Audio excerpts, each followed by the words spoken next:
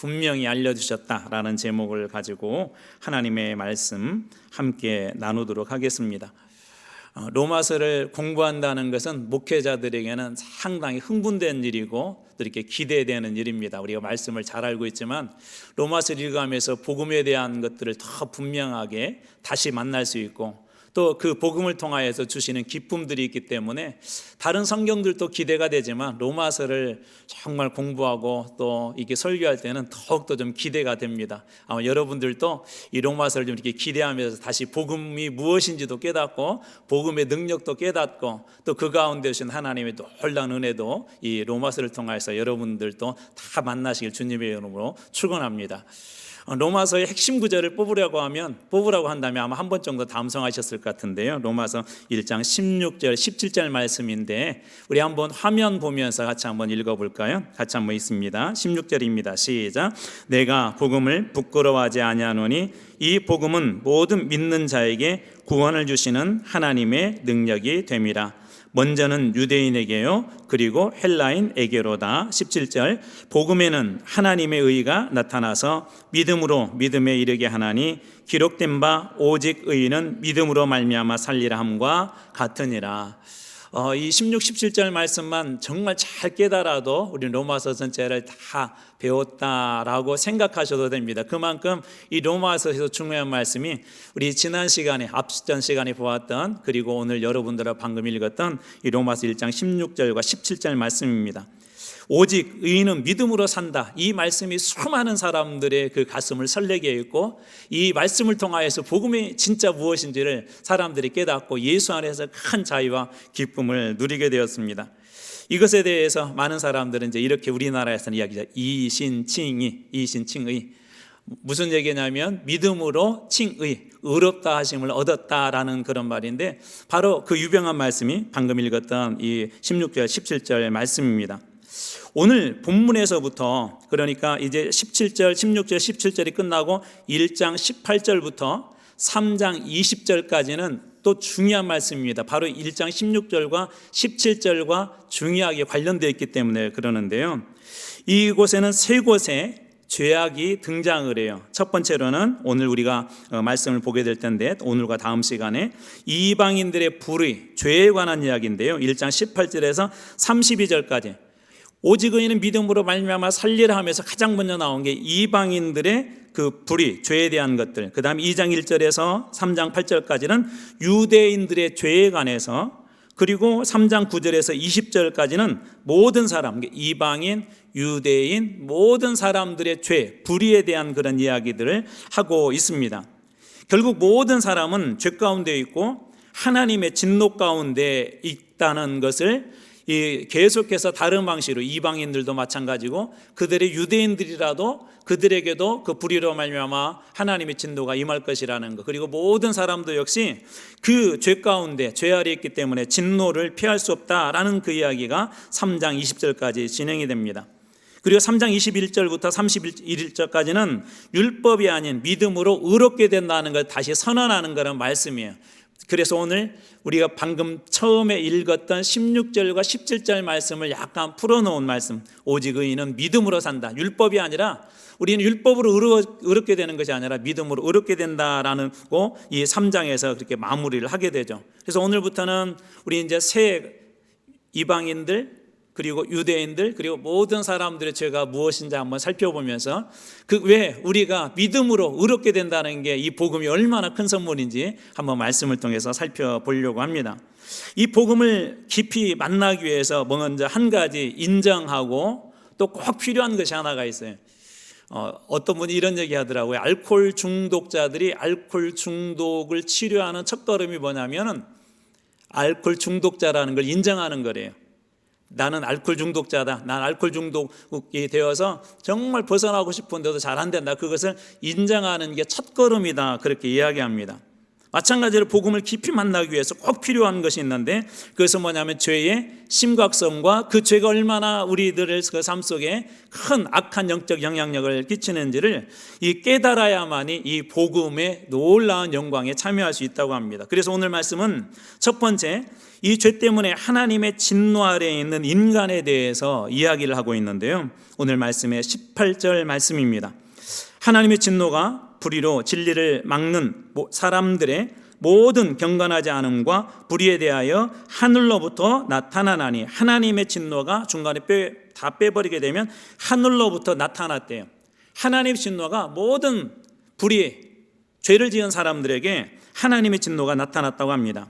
여기에서 하나님의 진노가 나타난 사람들을 오늘 본문은 이렇게 표현하고 있는데, 불의로 진리를 막는 사람들, 이걸 다른 말로 하자면 죄를 지은 인간은 하나님의 진노 아래 놓였다는 것입니다. 이 사람들은 진리를 왜곡시킬 뿐만 아니라 심지어 이 교회 안에서도 진리 가운데 나가고자 하는 사람들을 가로막고 엉뚱한 길로 가게 하는 그런 사람들을 이야기하고요, 또 자기 신앙의 기준을 가지고 정죄하기도 하고 자꾸 하나님 목소리보다 자기의 목소리를 크게 내려고 하는 이런 사람들이 불의로 진리를 막는 그런 사람들입니다. 가만히 보면 우리 교회 안에서 예수를 좀 멀리 밀쳐내게 하고 못 믿게 하는 그런 이유들을 살펴보면은 밖에서 오는 이유는 오늘날은 적은 것 같아요. 예전에는 이 교회를 간다는 게 어려운 때도 우리나라도 많이 있었습니다. 그리고 특별히 이제 여성들이 교회를 간다는 것은 어려운 때도 더 많이 있어요. 예전에 어떤 분이 어떤 간증을 들었냐면, 교회를 나가려고 그러니까 아버지가 못 가게 하더래요.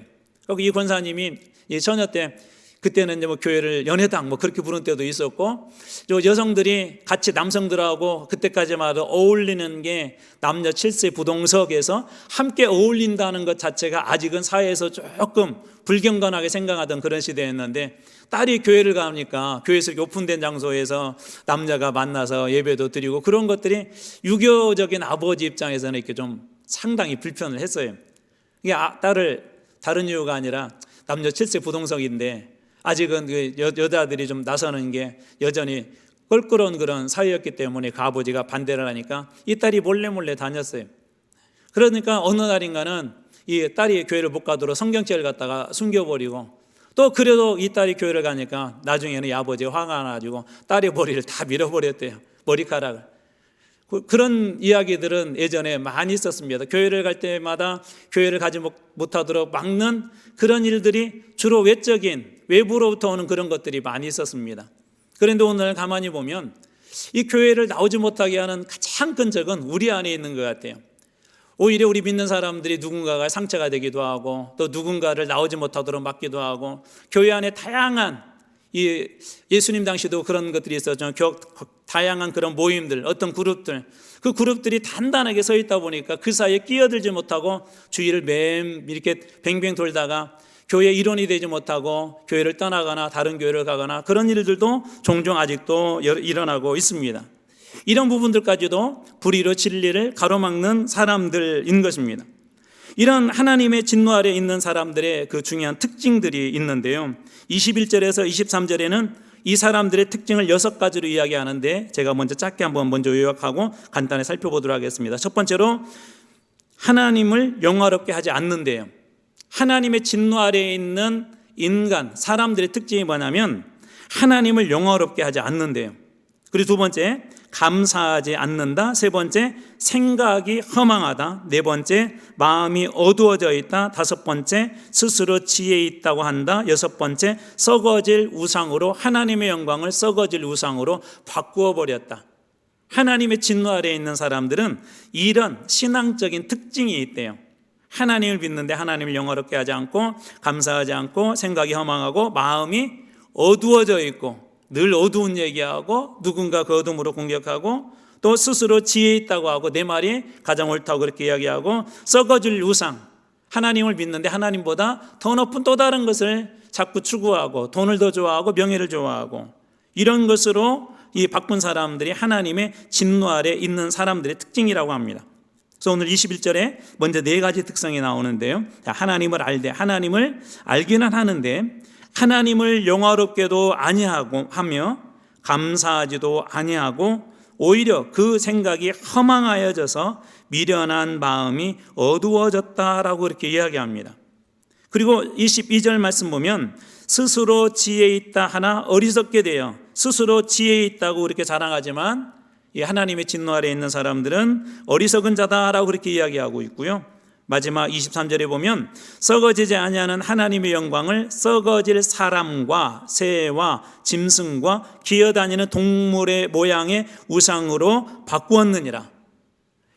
이게 무슨 얘기냐면 하나님보다 인간은 더 높아지고 싶은 그런 욕망이 있어요. 우리가 잘 아는 아담과 하와의 범죄도 하나님처럼 될 것이다 라고 하는 그 욕망 때문에 죄를 범한 것 아닙니까? 여기에서 우상으로 바꿨다 할 때 이 우상은 단순히 어떤 이 형상화된 그런 것들만 이야기하는 것이 아니라 우리 안에 하나님보다 더 사랑하는 것, 하나님보다 더 힘있게 생각하는 것, 하나님보다 더 귀하게 생각하는 것. 그렇기 때문에 옛날 목사님들은 자녀도 우상이 될 수 있다라는 그런 얘기도 종종 하셨어요. 하나님보다 더 중요한 것. 여러분들에게 한번 물어볼게요. 다 여러분 재산을 욥처럼 다 빼앗겨도 하나님이 그래도 여러분 인생에 가장 중요한 분이십니까? 하나님께 정말 그럼에도 불구하고 나는 하나님을 영화롭게 하며 살 거야 라고 그렇게 고백하실 수 있겠습니까? 모든 걸 다 잃어버려도 정말 예수 하나로 살 수 있는 사람, 주님 한 사람으로 살 수 있는 그런 사람, 그런 사람만이 하나님을 영화롭게 할 수 있습니다. 그런데 어떤 사람들은 정말 자기가 중요하게 생각한 것을 잃어버리게 되면 하나님께 대해서 실망을 해요. 갑자기 많은 그 물질적 손해를 보았다거나 집안 안에 소위 우환이라는 게 이렇게 계속 생긴다거나 그렇게 되면 하나님이 살아있냐고 하면서 하나님에 대해서 오히려 원망하기도 합니다. 오늘날 여전히 사단이 아담과 하와에게 했던 것처럼 또 다른 방법은 우리들에게 와서 하나님과 같이 될 것이라고, 내가 그것을 가지면 하나님처럼 될 것이라고 끊임없이 유혹하기도 합니다. 그래서 창세기 3장 5절에 보면 너희가 그것을 먹는 날에는 너희 눈이 밝아져 하나님과 같이 되어 선악을 알 줄을 하나님이 아심이니라. 뱀이, 사단이 그렇게 유혹한 거죠. 예수님을 넘어뜨릴 때도 사용한 방법이 무엇이었죠? 사용한 방법이 내가 나에게 경배하면 이 모든 걸 다 너에게 주겠다, 너는 가장 높은 사람이 될 거라고 그렇게 유혹하지 않습니까? 이처럼 하나님보다 자꾸 높아지려고 하는 것, 하나님을 영화롭게 하는 것보다는 자신의 영화를 받으려고 하는 것, 이런 사람들이 하나님의 진노 아래 있다 그렇게 이야기합니다. 그러면서 오늘 본문의 말씀에 가장 중요한 핵심이 뭐냐면 이들이 하나님의 진노를 결코 피할 수가 없대요. 하나님의 진노를 결코 피할 수가 없대요. 이럴 수도 있잖아요. 나중에 하나님 앞에 딱 섰을 때 그들이 그렇게 이야기할 수도 있을 것 같아요. 저는 사람들이 예수 믿어라는 얘기를 이렇게 저한테 하지도 않았어요. 전 들어본 적도 없어요. 하나님, 그런데 제가 왜 이 하나님의 그 진노 그대로 제가 다 받아야 됩니까? 아마 그렇게 이야기할 사람도 있을 것이고, 또 어떤 사람은 저는 한 번도 하나님의 존재에 대해서 알지도 또 듣지도 못했습니다. 또 그런 식으로 이야기하는 사람도 있을 것입니다. 그럼에도 불구하고 오늘 본문은 분명하게 우리들의 이야기하기를 하나님의 진노 아래에 있는 이 사람들은 결코 하나님의 진노를 피할 수가 없다라고 이야기합니다. 오늘 본문에서 가장 중요한 핵심이에요. 왜 그러냐면 첫 번째, 마음속에서 하나님을 알 수 있도록 하나님께서 우리 마음속에 하나님을 알 수 있는 그런 마음을 주셨대요. 오늘 우리가 읽었던 말씀의 19절입니다. 19절 같이 한번 읽어볼까요? 시작. 이는 하나님을 알만한 것이 그들 속에 보임이라 하나님께서 이를 그들에게 보이셨느니라. 하나님을 알만한 것을 그들 속, 그 마음 속에다 하나님께서 주셨대요. 하나님께서. 그리고 두 번째로 창조 속에 하나님을 알 수 있도록, 창조된 세계 속에 하나님을 알 수 있도록 하나님께서 하셨대요. 그 20절 말씀인데요. 20절 이 말씀도 같이 한번 읽어보겠습니다. 시작. 창세로부터 그의 보이지 않는 것들 곧 그의 영원하신 능력과 신성이 그가 만드신 만물에 분명히 보여 알려졌나니 그러므로 그들이 핑계하지 못할지니라. 하나님께서 창세로부터 만드신, 중간에 보면 그가 만드신 만물에 분명히 보여 알려졌다. 하나님 만든 그 창조물 속에 하나님이라는 그런 존재가 있다는 것을 분명히 보여서 하나님께서 알려주셨대요. 그래서 나중에 하나님의 진노 아래에 놓일 때, 하나님의 심판 앞에서 섰을 때 그들이 나는 하나님에 대해서 듣지도 못했어요. 그렇게 이야기한다 할지라도 하나님의 진노를 피할 핑계하지 못할 것이다라고 방금 20절 말씀이 이야기하고 있는 것입니다. 우리가 이것을 뭐라고 하냐면 계시라고 그래요. 계시. 하나님이 자신을 드러내는 것. 원래 계시라는 말은 그런 뜻이죠. 숨겨진 것을 드러냈다. 숨겨진 것을 드러낸다는 말이 있는데요. 이 구약에서 이 계시는 대표적으로 잘라라는 그런 단어를 쓰는데 어디에서 우리가 찾을 수가 있냐면 창세기 35장 7절입니다. 자, 그가 거기서 제단을 쌓고 그곳에 엘베들이라 불렀으니 이는 그의 형의 낯을 피할 때 하나님이 거기에서 그에게 야곱에게 나타나셨음이었더라. 여기 나타났다라는 말이 잘라, 그리고 이 말이 계시라는 말이에요. 그래서 구약 성경에 보면 하나님께서 끊임없이 이런저런 모양으로 하나님의 존재를 보여주죠. 그래서 야곱이 그곳에서 이곳은 하나님의 전이다라고 그렇게 고백하지 않습니까? 신약에서 쓰는 이 계시라는 대표적인 단어는 아포칼립토라는 단어인데 이 단어의 뜻도 감추어져 있는 것을 드러낸다는 그런 의미가 있는데요. 한 절만 제가 한번 찾아봤습니다. 마태복음 20장 26절입니다. 그런즉 그들을 두려워하지 말라. 감추인 것이 드러나지 않을 것이 없고, 여기 드러나지 않을 것이 없다라는 말이 이게 아포칼립토라는 말입니다. 숨은 것이 알려지지 않을 것이 없느니라. 하나님께서 다 이렇게 드러내셨다는 거예요. 우리가 이것을 아까 계시라고 했다고 말씀드렸잖아요. 그래서 계시에는 크게 두 가지가 있어요. 잘 아시겠지만 한 번 더 한번 설명하도록 하겠습니다. 자연 계시, 일반 계시와 특별 계시가 있어요. 오늘 우리가 보았던 그 본문의 말씀의 첫 번째, 하나님께서 어떻게 하나님의 존재를 알려주셨다. 우리 마음속에 하나님을 알만한 그런 마음, 그런 생각들을 주셨대요. 그 다음에 두 번째, 어떻게 알 수 있다고 그랬죠? 하나님 만드신 창조물, 이 자연 속, 우주 속에서 하나님이란 분이 계시는구나 라는 것을 알 수 있기 때문에 너희들이 나중에 하나님의 진노 앞에서 핑계하지 못할 것이다 라는 게 우리 앞에 보았던 말씀 아닙니까? 이것이 뭐냐면 자연계시예요. 자연계시. 오늘 본문에 우리 마음 그리고 창조물을 통해서 하나님께서 계시했다고 하는데 우리가 일반적으로 이것을 자연계시라고 합니다. 이걸 다시 한번 정리하자면 자연과 인간의 이성 혹은 인류 역사를 통해서 하나님을 드러낸 것, 보이지 않는 하나님을 드러낸 것. 예를 들자면 우리 시편 19편 1절 말씀에 하늘이 하나님의 영광을 선포하고 궁창이 그의 손으로 하신 일을 나타내시는도다라고 할 때 나타낸다는 그 말이 그 계시예요. 그러니까 하나님께서 우주 만물을 통해서 하나님의 살아계심을 이렇게 나타냈다는 것이죠. 자, 하나님을 이 중세시대 때는 자, 그렇다면 하나님이 정말 계시다는 것을 어떻게 증명하지? 여러 가지가 있었어요. 여러 가지가. 예를 들자면은 여기 보면은 우리가 이거 마이크도 있고 이제 여러 가지 우리 강대상도 있고 하는데 이런 것들을 만들었을 때 어떤 그 목적들이 있잖아요. 우리 시계도 이렇게 만들었을 때 어떤 사람이 초창기에 시계를 만들었을 때 시침도 만들고 분침도 만들고 숫자의 위치도 이렇게 배치했을 때 나름대로 어떤 그런 목적이 있었잖아요. 그런 것처럼 하나님께서 어떤 특별한 목적을 가지고 이 세상이 그렇게 창조되었다는 거예요. 특별한 목적을 가지고. 또 예를 들어서 이것이 움직이려고 하면 누군가 이렇게 움직이게 하는 그런 힘들이 있어야 되잖아요. 그런데 이런 것들도 가장 처음 가만히 있는데 이게 움직이지는 않잖아요. 누군가가 이것을 움직였을 때 흔들거리는 것처럼 움직이게 하는 그런 처음 그런 존재가 있는데 그것이 하나님이라고 합니다. 또 우리 도덕적으로도 우리 그럴 때가 있잖아요.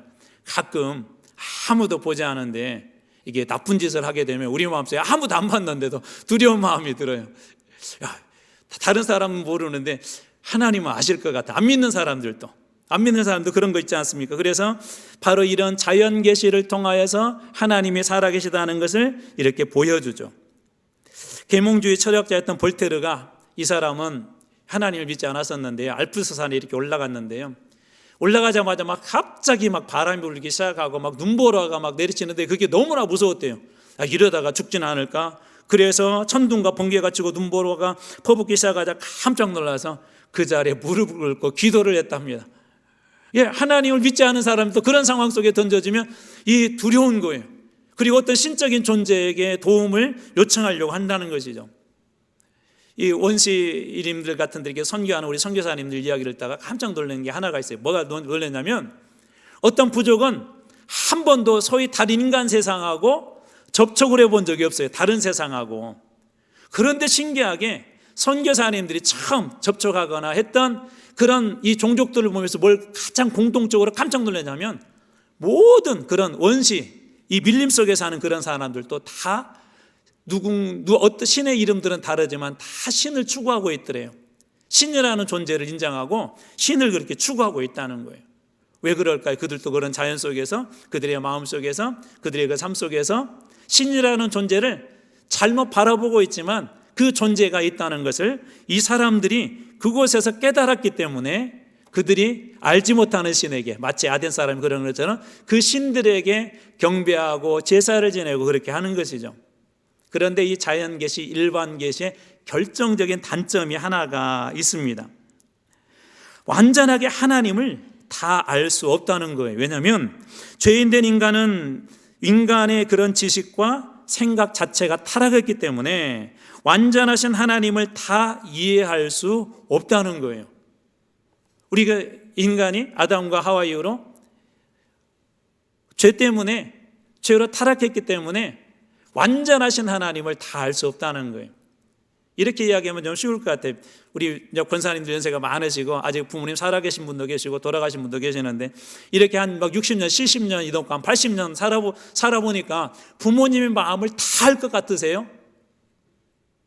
저는 이상하게 나이 먹을수록 더 모르겠더라고요. 그 사랑의 깊이와 그 넓이와, 막 예전에는 이해되지 않았던 것들이 조금씩 이해는 되지만 여전히 부모님의 그 사랑은 여전히 깊어요. 저희 아버님도 80세가 넘고 이제 90세가 다 되어 가는데 여전히 가면 아들이에요. 제가 그 앞에 가면 여전히 아버지의 마음은, 당신이 이제는 아들한테 이렇게 섬김받아야 되는데도 다른 건 몰라도 아들을 향한, 자식을 향한 그런 사랑은 여전히 따라갈 수도 없고 다 이해할 수도 없습니다.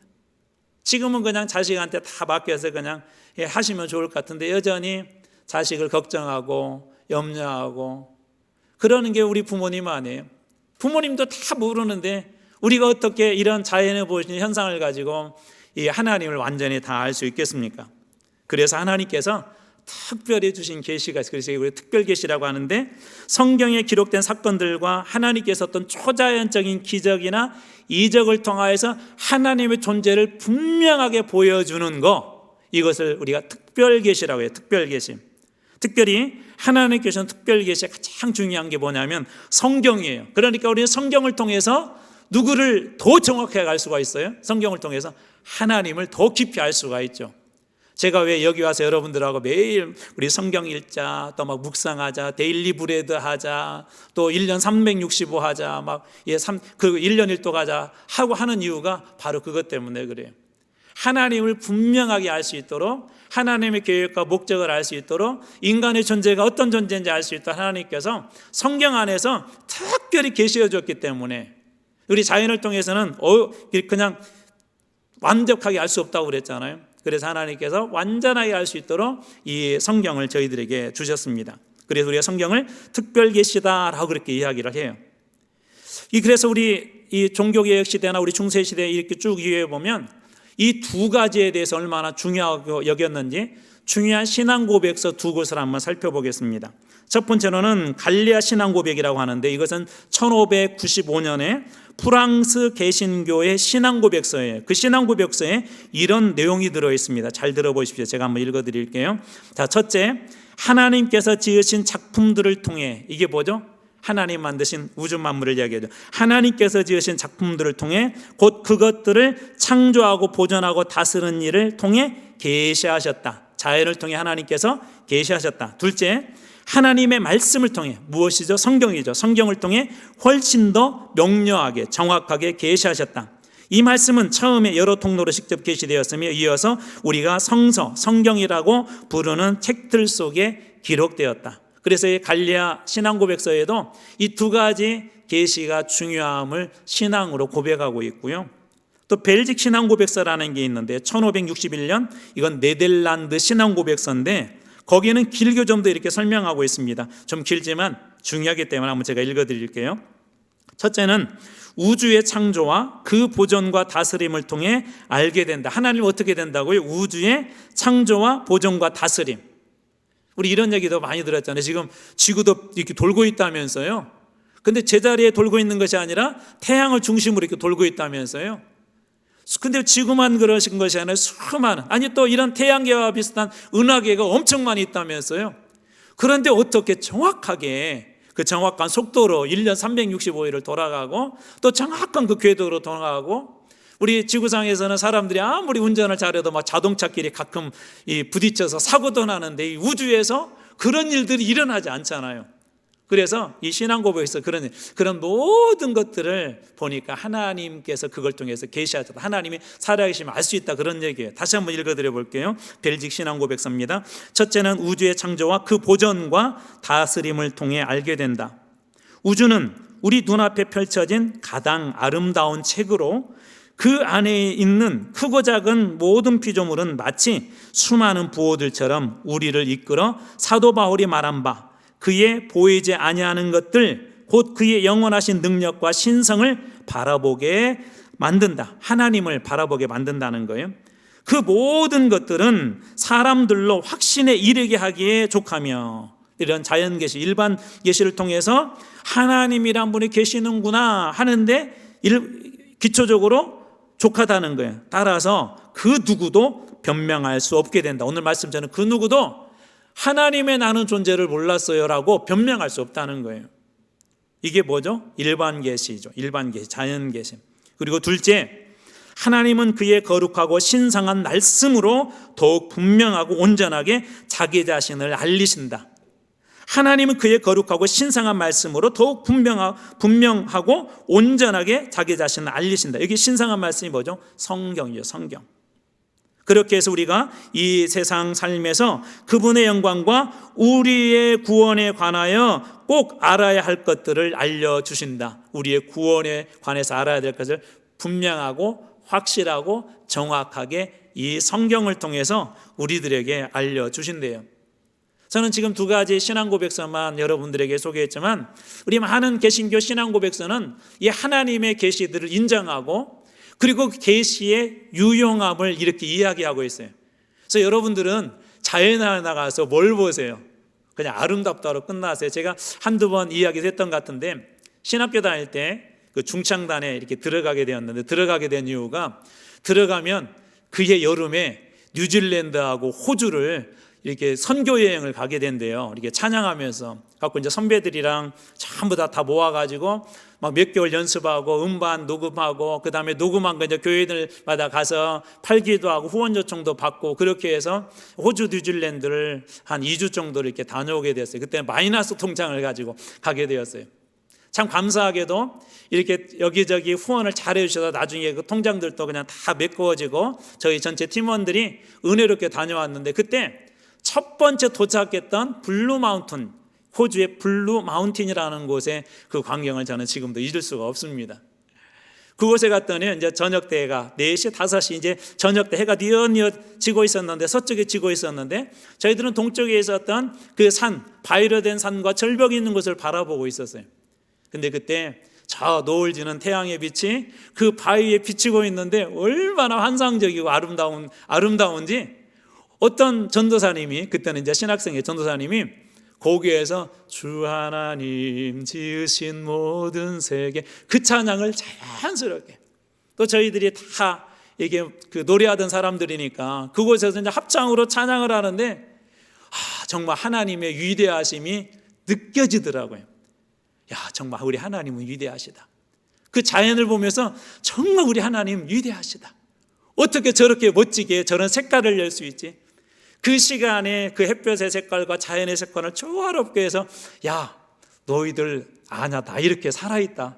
저 자연 내가 만든 것이다. 이 빛도 내가 이렇게 조화롭게 섞은 것이다. 막 그것이 느껴지는 거예요. 하나님께서 그 자연을 통하여서 살아계시는 보여준 것이죠. 잠시 후 마침 그 찬양을 저희들이 좀 영어로도 이렇게 준비를 해갔거든요.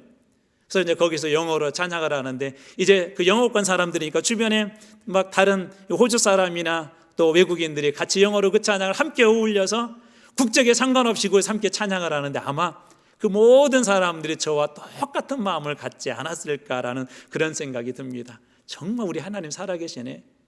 정말 멋지네. 그래서 하나님께서 이런 자연을 통하여서 하나님을 계시하는 것들을 이렇게 느끼고 만나게 해줍니다. 또 하나 여러분들이 잘 아는 이야기 중에 우리 톨레에게 집어 읽어라는 그런 우리 어거스틴에 관한 그런 얘기 듣지 않았습니까? 오늘 어거스틴이 그것이 하나님의 성경을 읽어라는 그런 하나님께서 주신 음성으로 듣고 성경 말씀을 읽고 그의 일생에 변화되는 놀라운 일들을 경험하게 됩니다. 이게 뭐예요? 특별 계시. 그걸 통해서 하나님을 그가 만나게 돼요. 성경을 통해서. 여러분, 성경을 매일매일 우리가 읽고 묵상한다는 건 뭐가 있냐면요, 여러분 삶 속에 하나님과 매일매일 경험하며 걸어가고 하나님의 살아계심을 직접적으로 체험할 수 있는 가장 좋은 축복의 도구가 뭐냐면 성경, 하나님의 말씀입니다. 저희들 이 365 1년 일독방에 우리 초등학생들도 이렇게 들어와 있어요. 우리 중고등부 아이도 이렇게 들어와 있어요. 청년부도 들어와 있어요. 근데 그 아이들이 매일매일 성경을 읽고 거기다 몇 장 몇 절에서 읽고 아멘 그렇게 짧게 읽은 사람들이 이렇게 리플을 달거든요. 지난 주일날 아이들이 밥 먹길래 가서 물어봤어요. 야, 성경 읽는 거 안 읽는지 힘들대요. 그런데 재밌대요. 아이들이 재밌대요. 성경 읽는 거 힘든데 재밌대요. 근데 제가 그걸 보면서 어떤 생각이 들었냐면 얘네들은 지금 누구를 만나고 하나님을 만나고 있는 것이죠. 하나님의 말씀은 어떤 말씀에 그 안에 생기, 하나님의 영으로 된 것 아닙니까? 말씀을 읽을 때 그냥 말씀이 다른 세상의 지식하고 다른 거 우리 말씀을 읽을 때 하나님의 영이 우리 안에 거하게 될 줄로 믿습니다. 그런 아이들이 엉뚱한 길로 갈까요? 어거스틴 같은 그런 엉뚱한 길로 갔던 사람도 하나님의 말씀 한 두 절 앞에 그의 인생이 하나님께 살아계시다는 것이 그 앞에서 느껴지고 깨달아지고 자기가 엄청난 하나님의 진노 아래 있는 죄인이라는 게 깨달아지고 그것을 통하여 그의 인생이 바뀌었다면 하나님의 말씀, 특별하게 우리에게 주신 이 선물 같은 그런 말씀과 함께하게 될 때 여러분들에게도 하나님의 동행하심과 그 말씀의 축복이 동일하게 있길 주님의 이름으로 축원합니다. 그래서 우리 신앙 고백서에 보면 이 두 가지, 이 자연 계시, 일반 계시 그리고 특별 계시에 대한 것들을 하나님께서 이렇게 많이 보여주세요. 학자들 중에 이 비슷한 고백을 한 사람도 있는데 베이컨이라고는 유명한 우리 학자 있잖아요. 그가 쓴 학문의 진보에서 그는 이렇게 이야기해요. 하나님의 말씀의 책과 뭐죠? 그죠? 성경이죠. 성경과 하나님의 작품 뭐죠? 하나님이 창조하신 우주 만물을 얘기해요. 다시 하나님의 말씀의 책 성경과 하나님의 작품 이 창조물 우주 만물의 이 책 모두를 연구하라고 권면하고 있습니다. 그러니까 자연 속에서도 우리는 무엇을 볼 수 있어야 돼요? 살아계신 하나님. 하나님 정말 살아계시는구나. 하나님 살아계시는구나. 베드로가 풍랑이는 그런 바다에서 그들이 막 거의 죽게 되었을 때 바다를 잠잠케 한 예수님 앞에 뭐라고 고백하죠? 주님, 저는 죄인입니다. 저를 떠나십시오. 예수님의 그리스도 되심과 하나님 되심을 인정하는 순간 인간은 가장 먼저 무엇 앞에 절망하냐면요, 죄인이라는 것에 절망을 합니다. 왜 복음이란 이야기를 하고 이야기를 16절 17절에서 하고 왜 18절 넘어오자마자 왜 너희들은 하나님의 진노 아래에 있다고 그렇게 하나님은 그렇게 지적하는 걸까요?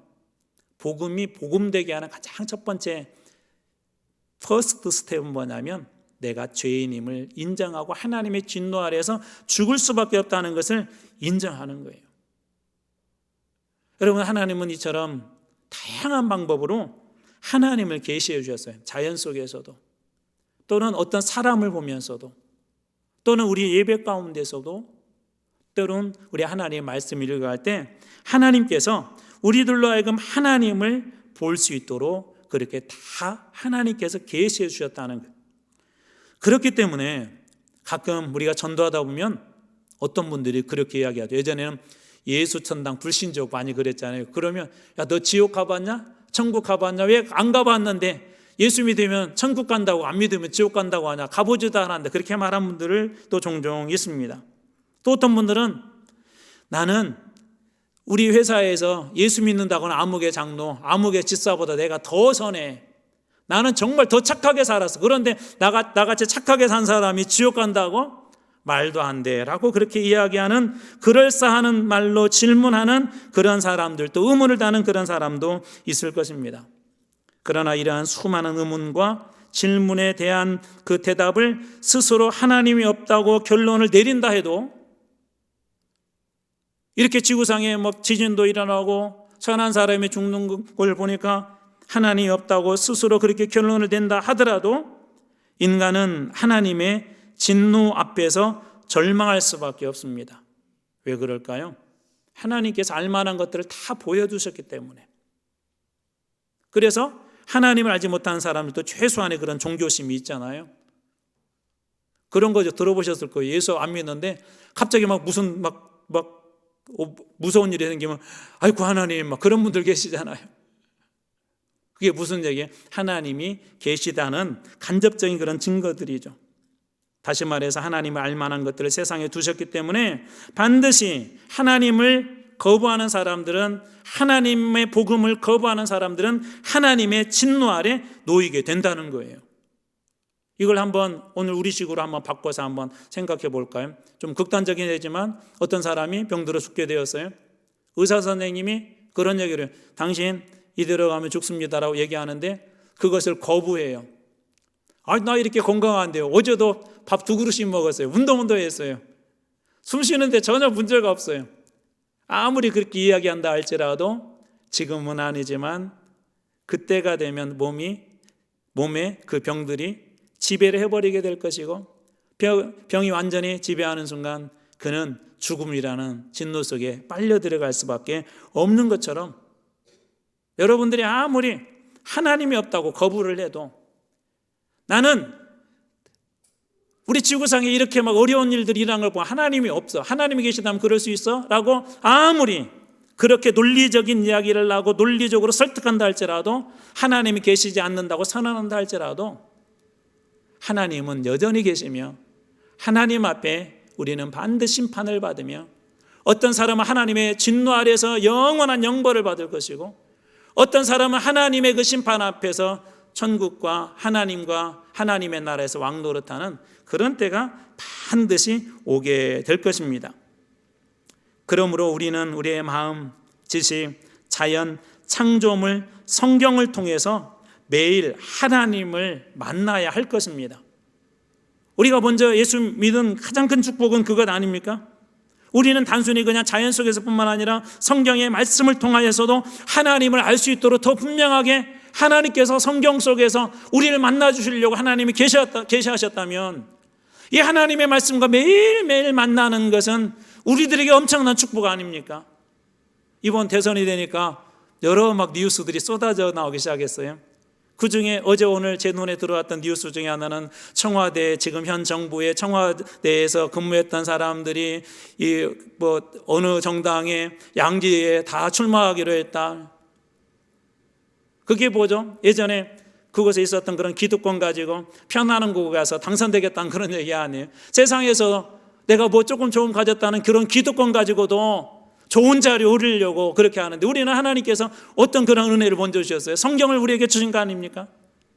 하나님의 말씀을 우리들에게 주시지 않았습니까? 누군가를 안다는 그런 사실만 가지고도 점수가 플러스 되는데, 우리는 하나님을 아는 수준이 아니라 하나님께서 분명하게 당신 자신의 사인이 들어간 그런 성경을 우리에게 주셨다면, 성경을 매일매일 성경과 만난다는 것은 얼마나 큰 축복입니까? 저는 여러분들이 자연에 가서도 하나님의 살아계심을 경험하고, 또 여러분의 심령을 통하여서도 하나님의 살아계심을 경험할 뿐만 아니라, 특별히 하나님 말씀을 통하여서 하나님께서 오늘 우리 가운데 여전히 살아계심을 만나고 고백하는 그런 놀라운 그런 기적과 같은 축복이 여러분들에게 있기를 주님의 이름으로 축원합니다. 하나님을 알만한 것을 분명하게 성경에 기록하여 하나님께서 우리에게 주셨기 때문에 그런 겁니다. 여러분이 잘 아는 성경 중에 호세아서라고 하는 성경이 있어요. 호세아는 어떤 사람이죠? 음녀와 결혼을 하래. 그래서 이제 호세아 이름이 예수도하고 똑같습니다. 구원한다는 그런 뜻이에요. 이게 예수님의 모형을 이 호세아를 통하여 보여주셨던 것이죠. 근데 그 호세아에서 어떤 관계를 하나님 보여주면, 호세아는 하나님의 역할을 하고 있고, 그리고 그 음녀는 우리를 이야기하는 거예요. 여전히 하나님을 떠나서 하나님 섬기지 않고 자꾸 우상 섬기고 딴짓하고 계속 범죄하고, 그러던 중에 호세아 선지자를 통해 하나님 아주 중요한 말씀 하나가 있어요. 우리 오늘 찬송도 우리 찬양 중에도 그런 찬양이 있었잖아요. 비슷한 내용인데 이건 여호와를 알자, 더욱 힘써 알자. 호세아서가 주는 가장 중요한 게 뭐냐면 여호와를 알지, 하나님을 아는 것. 그것이 하나님께로 돌아가는 첩경이고 우리의 신앙을 굳건하게 하는 그런 중요한 것이라고 호세아 선지자가 호소하고 있는 것입니다. 하나님을 깊이 알자. 그런데 그 하나님을 알 수 있도록 어떻게 하나님 보이셨다고요? 자연 계시를 통하여서, 일반 계시를 통하여서, 특별 계시 성경을 통하여서, 혹은 기적과 그런 기사를 통하여서 하나님께서 우리들에게 보여주신 것이죠. 그러므로 사랑하는 성도 여러분, 저는 여러분들이 하나님 말씀 속에 더 깊이 들어가길 주님의 이름으로 축원합니다. 깊이 들어가면 들어갈수록 하나님이 어떤 분인 걸 깨달으면 깨달을 수 있을수록 여러분의 인생이 달라지게 될 것입니다. 풍랑 앞에 섰을 때 하나님은 그 풍랑을 충분히 잠잠하게 하실 것이라는 걸 믿어지게 된다면 풍랑은 더 이상 두려운 것이 아닙니다. 절벽 끝에 서 있다 할지라도 하나님께서 나를 붙잡아서 이 벼랑 끝으로 떨어지지 않게 하실 거라는 분명한 하나님에 대한 존재를 믿고 그분의 능력을 믿는다면 벼랑 끝에서도 우리는 웃을 수 있을 것입니다. 또 하나님을 어떤 분이라는 걸 우리가 분명히 알고 고백할 수만 있다면 어떤 상황에서도 흔들리지 않는 믿음의 큰 그런 그릇이 되고 영적 거목이 되게 될 줄로 믿습니다. 그러므로 사랑하는 성도 여러분, 오늘 말씀이 주는 교훈의 말씀은 이것입니다. 주님을 여러분의 삶 속에서 더욱 깊이 알아가십시오. 자연 속에서도, 여러분 심령 속에서도 하나님의 말씀을 읽을 때 주님을 깊이 깨달아 알아서 나중에 주님 앞에 섰을 때 야, 너 어떻게 천국 간다 그럴 때 주님 그 말씀 때문에 하나님께서 분명히 알려주신 존재와 구원의 방법과 우리가 죄인이지만 그 모든 죄를 십자가에서 다 해결하신 주님의 구원의 놀라운 은혜를 우리가 성경을 통해서 배워서 제가 주님 앞에 이렇게 올 수 있었습니다 라고 고백하는 하나님의 말씀에 탁월한, 그리고 그 말씀으로 주님과 동행하는 여러분 다 되시길 주님의 이름으로 축원합니다.